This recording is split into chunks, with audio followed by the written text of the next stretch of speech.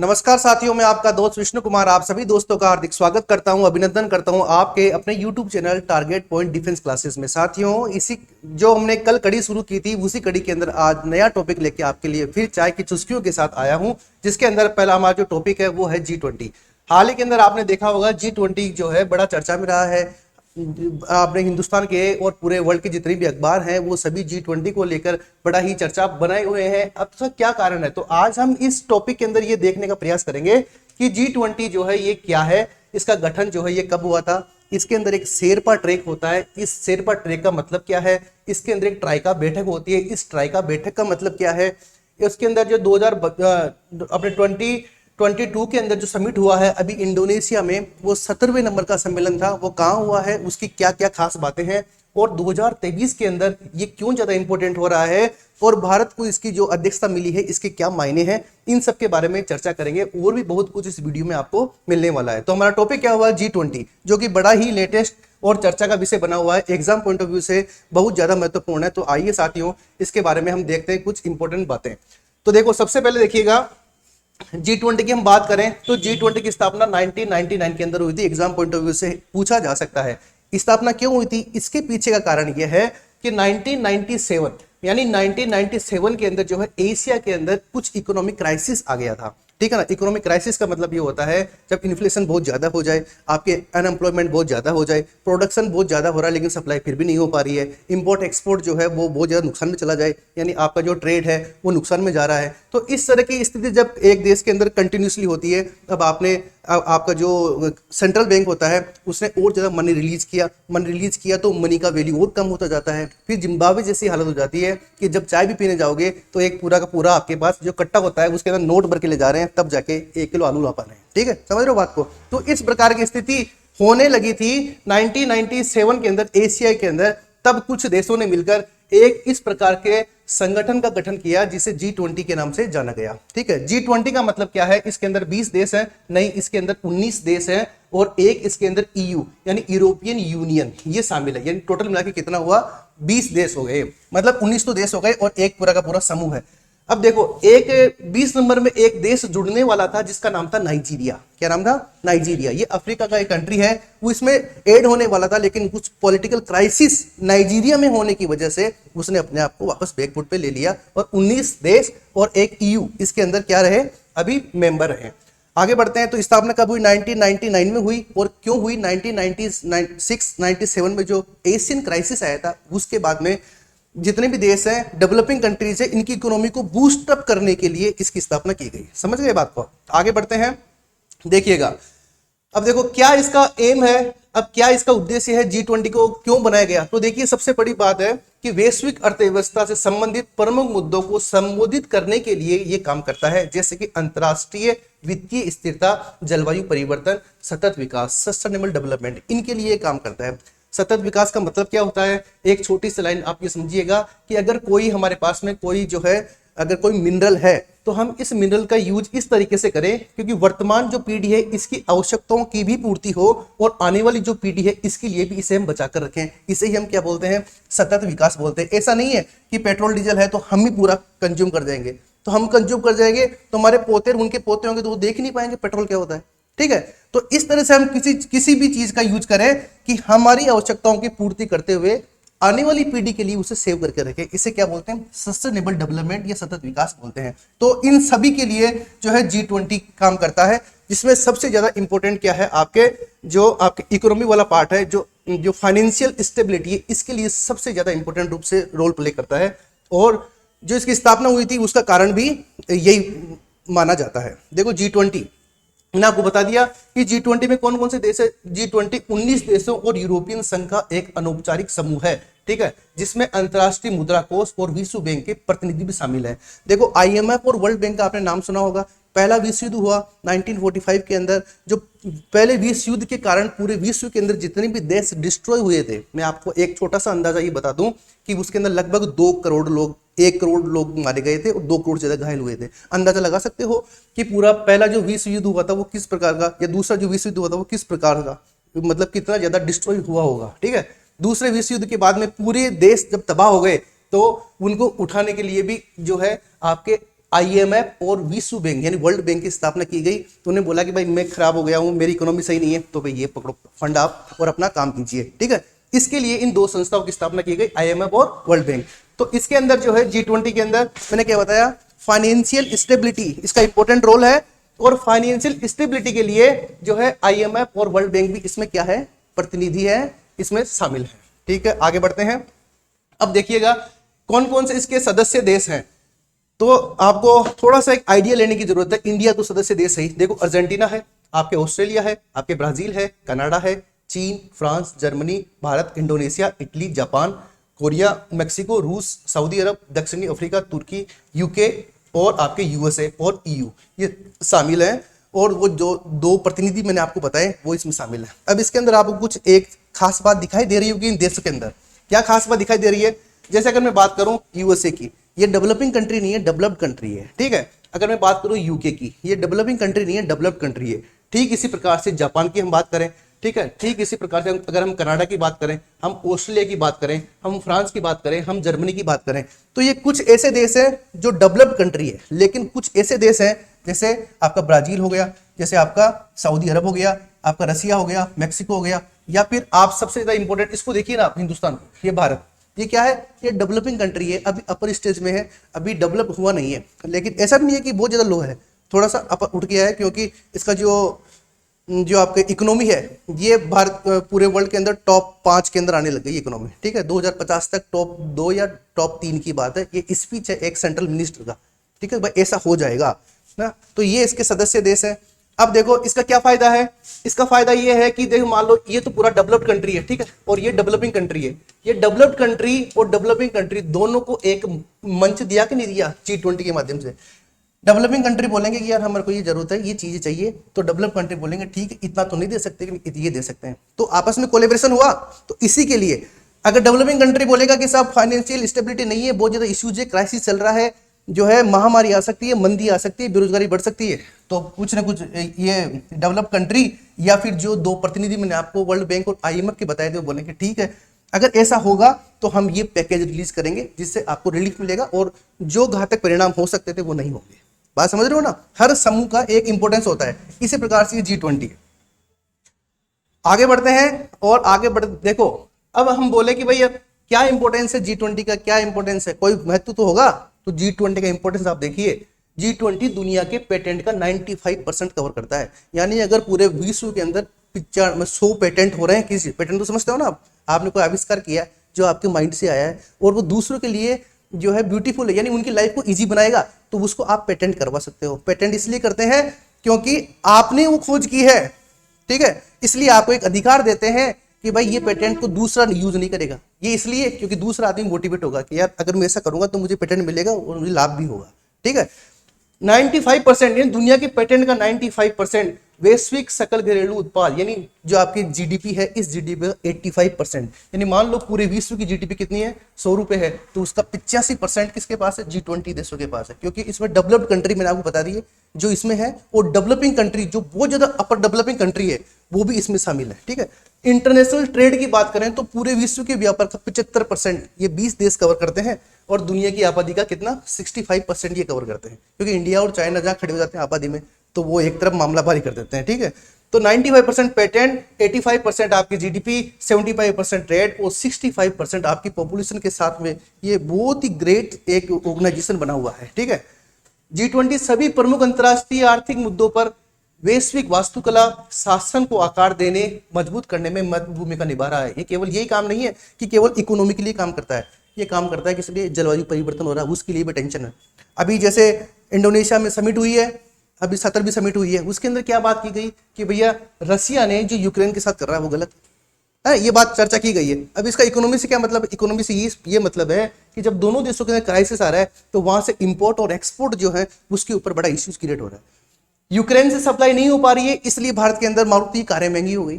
क्यों, एल्यूमिनियम का दिक्कत आ रहा है, हर चीज का दिक्कत आता है। भाई कोई भी देश इंडिपेंडेंस नहीं है ना, इंडिपेंडेंट नहीं है कि भाई मैं खुद ही कर लूंगा, कुछ नहीं कर सकते। ठीक उसी प्रकार जिस प्रकार से हमारा एक परिवार होता है, ठीक उसी प्रकार से विश्व के अंदर बात करें तो एक देश होता है, ठीक है।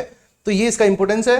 और आगे बढ़ते हैं, देखो देखो ये है G20 का एक शिखर सम्मेलन आयोजित किया जा रहा है इंडोनेशिया में। ये जो फोटो देख रहे हो ना आप, ये है शेरपा। कौन सा? शेरपा। शेरपा की समिट हो रही है आपके कहां पर? आपके हो रही है उदयपुर में। कहां पर हो रही है? झीलों की नगरी उदयपुर। कौन कौन गया हुआ उदयपुर में? हाँ ठीक है, उदयपुर के अंदर शेरपा मीटिंग हो रही है। ये वहां का व्यू है। अब आप देखिए शेरपा क्या होता है, मैं बताने वाला हूँ आपको शेरपा क्या होता है। ये उसका मीटिंग है, ठीक है। अब आगे बढ़ते हैं थोड़ा। अब G20 जो शिखर सम्मेलन है, देखो G20 का जो समिट होता है वो प्रत्येक वर्ष आयोजन होता है, जिसकी मेजबानी कोई एक सदस्य देश करता है। यानी 20 देशों में से किसी भी एक को बोलेंगे कि आप क्या हो, इसके अब चेयरपर्सन बनोगे। जैसे अभी 2017 में इंडोनेशिया में समिट हो गई। समिट होते ही चेयरमैनशिप मोदी जी को दे दी, यानी हिंदुस्तान को दे दी कि साहब अब आप चेयरमैन हो। अब जब अगले साल हिंदुस्तान में सम्मेलन होगा तो जो भी अगला ब्राजील देश है तो ब्राजील को हिंदुस्तान के प्राइम मिनिस्टर को दे देंगे, अब आप ये संभालो। तो फिर वो जो है अगले साल के लिए वो चेयरमैनशिप ले लेंगे, ठीक है। तो प्रत्येक वो समिट होती है और सदस्य देश जो है इसमें रोटेट होता है। G20 में सदस्य देशों के प्रमुख के साथ वित्त मंत्री, देखो वित्त मंत्री और सेंट्रल बैंक के गवर्नर्स की बैठक भी होती है। देखो इसका मेन ऑब्जेक्ट क्या था? फाइनेंशियल स्टेबिलिटी इसका मेन ऑब्जेक्ट था। इसलिए हमें फाइनेंस मिनिस्टर, जितने भी G20 उनके सभी के फाइनेंस मिनिस्टर, और जितने भी जैसे हमारे RBI है ना, वैसे ही सब जगह एक केंद्रीय बैंक होता है हर देश में, तो उसका जो गवर्नर होता है, इनकी मीटिंग अलग से होती है। और उसके बाद में देखो जब 1999 के अंदर इसकी स्थापना हुई थी ना, मैंने बताया। अब इसकी स्थापना का मेन ऑब्जेक्ट क्या था? फाइनेंशियल स्टेबिलिटी इसका मेन ऑब्जेक्ट था। और इसीलिए इसके अंदर जो है फाइनेंस मिनिस्टर और जो आपके सेंट्रल बैंक के गवर्नर है, इनकी मीटिंग होती थी, ठीक है। लेकिन 2008, कब? 2008 से पहले तो केवल इन दो व्यक्तियों की ही मीटिंग हुआ करती थी प्रत्येक देश की। लेकिन 2008 के बाद में जब ये यूएसए के अंदर हुआ सम्मेलन 2008 में, तब यूएसए के प्रेसिडेंट ने बोला कि भाई एक काम करो, ठीक है आप इनकी समिट करते हो, ये अच्छी बात है, लेकिन जो हेड ऑफ द नेशन है इनकी भी समिट करना जरूरी है ना। तो यानी G20 की जो हेड ऑफ द नेशन की समिट प्रारंभ हुई वो कब से हुई? 2008 से हुई। जबकि इसकी स्थापना 1999 में हुई थी। तो आपसे पूछे कि इससे पहले क्या करता था, तो इससे पहले समिट होती थी किसकी? फाइनेंस मिनिस्टर्स की और सेंट्रल बैंक के गवर्नर्स की, करेक्ट। चलिए आगे बढ़ते हैं। देखो भाई G20 की कोई कार्य प्रणाली क्या कैसे काम करता है, तो इसका कोई स्थायी हेड ऑफिस है क्या? जैसे मैं बोलूं वाशिंगटन DC, तो नहीं, इसका कोई भी स्थायी मुख्यालय नहीं है। और इसका सचिवालय प्रत्येक वर्ष समूह की मेजबानी करने वाले या अध्यक्षता करने वाले देशों के बीच रोटेट होता है। यानी कोई ऐसी बिल्डिंग बनी हुई नहीं है पूरे वर्ल्ड के अंदर कि भाई इस जगह पे जो है एक बिल्डिंग बनी हुई है और इस बिल्डिंग का नाम है G20 का ऑफिस, ऐसा कुछ नहीं है, ठीक है ना। यानी इसका कोई ऐसा सिस्टम नहीं है।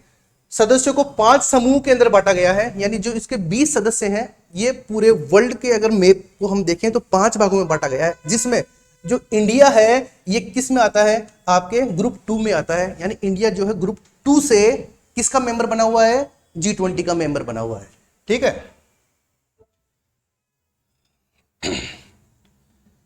अब देखो G20 एजेंडा जो अभी भी वित्त मंत्रियों और केंद्रीय राज्यपाल का मतलब है केंद्रीय बैंक के गवर्नर, ठीक है, के मार्गदर्शन पर बहुत अधिक निर्भर करता है। शेरपा की निर्धारित प्रणाली द्वारा अंतिम रूप दिया जाता है। G20 नेताओं के विशेष दूत होते हैं। कौन होते हैं? शेरपा। अभी बताऊंगा शेरपा होता क्या है। वर्तमान में वाणिज्य और उद्योग मंत्री, ध्यान रखना इंपॉर्टेंट बात है, वर्तमान में वाणिज्य उद्योग मंत्री भारत में मौजूद G20 के क्या है? शेरपा है। मैंने अभी बताया कि उदयपुर के अंदर शेरपा समिट हो रही है। वो इसलिए हो रही है क्योंकि एक साल बाद में क्या होगा? भारत में एक साल बाद में समिट होने जा रही है, तो उसकी पूरी तैयारी होती है। ऐसा नहीं है मुंह उठा के समिट हो गई, चलो ठीक है, हाँ भाई कल आ रहे हैं, हाँ ठीक है आ जाओ, सब व्यवस्था करती है, ऐसा नहीं है। एक साल तक तैयारी चलती है उसकी, तब जाके वो एक समिट होती है पूरी, ठीक है। उसके लिए जिम्मेदार कौन होता है? शेरपा होती है। भारत के शेरपा कौन है? वाणिज्य और उद्योग मंत्री जो भारत सरकार है, ये इसके जो है शेरपा है। आगे बढ़ो थोड़ा सा।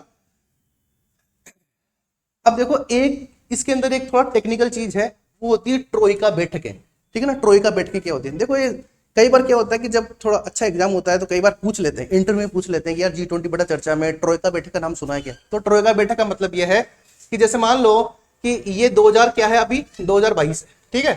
तो प्रत्येक वर्ष सम्मेलन होता है, इसका समिट एवरी ईयर ऑर्गेनाइज होता है। तो 2021 में भी हुआ होगा और 2023 में भी हुआ होगा, मतलब होगा, ठीक है ना। तो इसमें तो हुआ और इसमें अभी रिसेंट हुआ, इसमें होगा। तो ये 3 देश जो है एक साथ मिलकर बैठक करते हैं। इसी बैठक को क्या बोलते हैं? ट्रोइका बैठक कहते हैं। समझ गए ना। G20 में ट्रोइका बैठक का मतलब क्या है कि पिछले वर्ष वर्तमान वर्ष और अगले वर्ष में G20 की अध्यक्षता करने वाले देश शामिल हैं। वर्तमान ट्रोइका में इटली के अंदर पिछली बार हुआ था, इंडोनेशिया में इस साल हुआ है और भारत में अगले साल होगा। तो इन तीनों की जो मीटिंग है इसे क्या बोलते हैं? ट्रोइका बैठक बोलते हैं। अगली बार क्या होगा? अगली बार ये होगा कि एक तो इंडोनेशिया शामिल हो जाएगा, एक हिंदुस्तान शामिल हो जाएगा और तीसरा ब्राजील शामिल हो जाएगा। यानी अगला जो 2024 में होगा ना वो ब्राजील में होगा। तो उन तीनों का क्या हो जाएगा? वो ट्रोइका बैठक हो जाएगी। समझ गए? कई बार सीधा सिंपल पूछ लेता है कि ट्रोइका बैठक का संबंध है, इतना पर्सन दे दिया, नीचे ऑप्शन दे दिया। अब पता ही नहीं है तो फिर थोड़ा इश्यूज है, अगर पता है तो ठीक है, G20 की बैठक होती है, ट्रोइका बात करता हूं। अब देखो ये ज्यादा इंपोर्टेंट तो नहीं है, खाली एक बार ये देख लो। देखो मैंने क्या बताया था, 2008 के अंदर पहला समिट हुआ, जबकि इसकी जो है 1999 के अंदर ही स्टेबल हो गया था। और ये कहां पर हुआ? यूनाइटेड स्टेट वॉशिंगटन DC के अंदर सम्मेलन हुआ था, पहला याद रखना आप। अब देखो इसी सम्मेलन के अंदर क्या बात करी गई थी कि जो हेड ऑफ द नेशंस है उनके भी सम्मेलन कराए जाए। इससे पहले किसके होते थे आपको पता ही है? दो, एक तो फाइनेंस मिनिस्टर और एक आपके सेंट्रल बैंक के जो गवर्नर होते हैं उनका समिट होता था। इसके बाद में क्या होने लगा? हेड ऑफ द नेशन का समिट होने लगा। तो पहला 2008 में कहां पर हुआ? वॉशिंगटन DC के अंदर हुआ, और वो कहां पर है? आपके यूनाइटेड नेशन में। ये एक पूरा का पूरा है। देखो 2022 में कहां पर हुआ? इंडोनेशिया में हुआ। 2023 में डेट अभी अनाउंस नहीं हुई, शायद सितंबर या अक्टूबर में होगा। कहां पर होगा? इंडिया में होगा। इंपॉर्टेंट है, ध्यान रखिएगा। और सबसे ज्यादा इंपॉर्टेंट क्या है? 2024 में कहां पर होगा? ब्राजील में होगा। जगह कहां पर होगी अभी डिसाइडेड नहीं है, ठीक है। अब मानो कि इंडोनेशिया, इंडिया और ब्राजील इन तीनों की समिट क्या कहलाएगी? ट्रोइका बैठक कहलाएगी। समझ गए बात को आप? ठीक, इसी कड़ी में आगे बढ़ते हैं थोड़ा सा।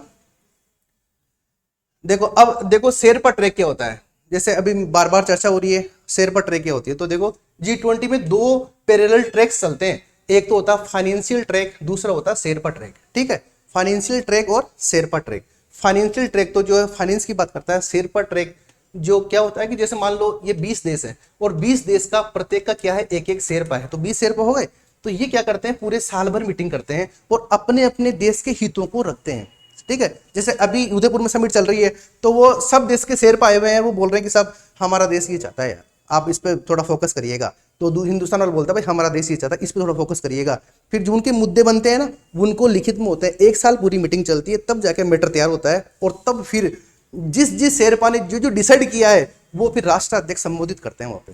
बात समझ गए? ये काम होता है शेरपा का, बहुत ज्यादा इंपॉर्टेंट पोस्ट होती है शेरपा, ठीक है। तो ध्यान रखना शेरपा। शेरपा शब्द कहाँ से आया है? जो ट्रैकिंग करने वाले लोग होते हैं ना उनको शेरपा बोलते हैं, आपको याद हो तो है। हिमालय वगैरह में जैसे मान लो आप माउंट एवरेस्ट ट्रैक करने जा रहे हो तो ना, तो आपका किसी न किसी की हेल्प लोगे, आप एक्सपर्ट शेरपा की हेल्प लोगे, है ना। तो मतलब शेरपा इसलिए बोलते हैं क्योंकि इनकी बॉडी के अंदर थोड़ा जिसे बोलते हैं ना एथलीट जीन, है ना, मतलब हायर एल्टीट्यूड में रहने वाले ऐसे लोग हैं जिनमें एथलीट जीन ज्यादा पाया जाता है, उनको शेरपा बोलते हैं, ठीक है। और G20 के अंदर जब आप सोचो यहाँ पर बैठे हैं, USA का बैठा है, UK का बैठा है, जापान का बैठा है, जर्मनी का बैठा है, फ्रांस का बैठा है, हिंदुस्तान वाला बैठा है, बोला कि भाई ऐसा होना चाहिए, ध्यान रखना आप इसको, ठीक है ना, इसको करना ही पड़ेगा आपको। तो ये शेरपा, इसलिए इसमें वो जीन भी वैसा ही होना चाहिए, तो इसलिए इसे बोलते हैं शेरपा ट्रैक, ठीक है।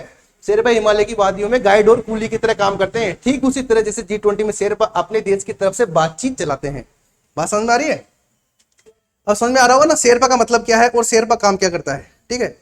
देखो शेरपा ट्रैक क्या है? G20 शिखर सम्मेलन के बीच कई शेरपाओं की कॉन्फ्रेंस होती है। शेरपा साल भर नेगोशिएशन संभालते हैं और शिखर सम्मेलन का एजेंडा तय करते हैं, ठीक है। विभिन्न वर्किंग ग्रुप्स के जरिए शेरपा अपने देश के हितों के पक्ष में माहौल बनाते हैं, यानी अपने देश के जो भाई क्या हमारे इंटरेस्ट हैं उसके लेकर माहौल बनाते हैं उन 19 के सामने, ठीक है। वैसे तो G20 शेरपा का पद काफी प्रभावशाली है, लेकिन उनके पास ध्यान रखिएगा एग्रीमेंट करने का कोई राइट नहीं होता है। ऐसा नहीं है कि हिंदुस्तान वाला शेरपा एग्रीमेंट कर दिया, एग्रीमेंट तो राष्ट्राध्यक्ष ही करेंगे, ये केवल एजेंडा तय करेंगे कि ये एग्रीमेंट होना चाहिए। भाई सभी देश अगर एक साल मीटिंग चल रही है और सभी देश आपस में एग्री हैं तभी तो वो एजेंडा बना, तो उसके ऊपर साइन करने में किसी को आपत्ति भी नहीं होगी, ठीक है। तो ये काम होता है आपके शेरपा का। अब देखो G20 का शिखर सम्मेलन आप देख पा रहे हैं कितने बढ़िया तरीके से जो है इसको किया गया है। अब देखिए एग्जाम पॉइंट ऑफ व्यू से ये ध्यान रखना कितने नंबर का था? 17वें नंबर का, यानी 17th आपके ईयरली जो कॉन्फ्रेंस थी कहां पर हुई? इंडोनेशिया के अंदर हुई। और सबसे बड़ी बात क्या है? वो आप इंडोनेशिया कहां पर? बाली में, रिकवर टुगेदर, रिकवर स्ट्रॉन्गर, याद रखना, ये एग्जाम में पूछा जा सकता है। रिकवर टुगेदर और रिकवर स्ट्रॉन्गर विषय के तहत आयोजित की गई। आपसे क्या पूछेगा, क्या थीम रही इसकी थीम थी रिकवर टुगेदर और रिकवर स्ट्रॉन्गर, इसकी थीम रही। ठीक है, अब देखो इसमें क्या क्या हुआ 2022 के समिट में। रूसी आक्रमण की निंदा की गई, बोला कि ये गलत कर रहा है रशिया, ऐसा नहीं करना चाहिए था। ठीक है, क्योंकि आपको पता है इसके अंदर सब वो देश है डेवलप्ड कंट्री जो रशिया के अगेंस्ट होते हैं, है ना, लगभग सारे के सारे वो है।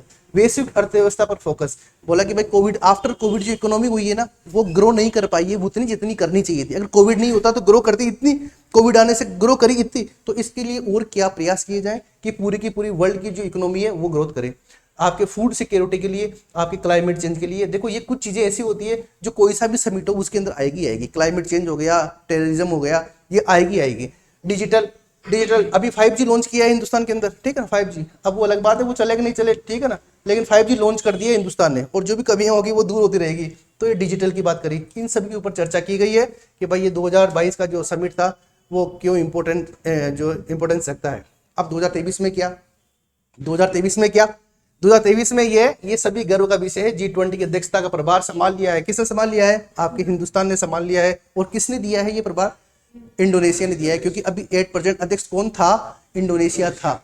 ठीक है, और ये देखिए आप ये पिक्चर भी देख सकते हो, इंडोनेशिया के राष्ट्रपति जोको विडोडो ने भारत को इसकी अध्यक्षता सौंपी और ये कहा कि ठीक है साहब, अब अगले साल के लिए आप संभालो। और शेरपाओं की मीटिंग स्टार्ट हो गई है भारत में, और पहली मीटिंग कहाँ हुई, उदयपुर में हुई थी। आपने न्यूज़ पेपर पढ़ा हो तो उदयपुर के अंदर पूरा माहौल बना हुआ है बढ़िया तरीके से G20 को लेकर। ठीक है, एक बार तो जो अगर करंट अपडेट नहीं हो तो उसे ऐसा लगे कि उदयपुर में समिट हो गई दिखती है G20 की। तो ये वाली बात है। अब 2023 में क्या प्रधानमंत्री मोदी ने क्या कहा इसको लेकर, प्रधानमंत्री मोदी जी ने कहा कि मैं आश्वस्त करता हूं कि भारत में, ये थोड़ा मिसप्रिंट, अतिथियों को देश की अद्भुतता, विविधता, समावेशी परंपरा और सांस्कृतिक समृद्धि का पूरा अनुभव मिलेगा। यानी हम पूरी कोशिश करेंगे जो भी हमारे पास है बेस्ट हम भी लेवें, और हम दुनिया को देने की जो हैसियत रखते हैं उसको हम दुनिया को भी देवें। आपने नाम सुना होगा इंटरनेशनल सोलर अलायंस, नाम सुना है।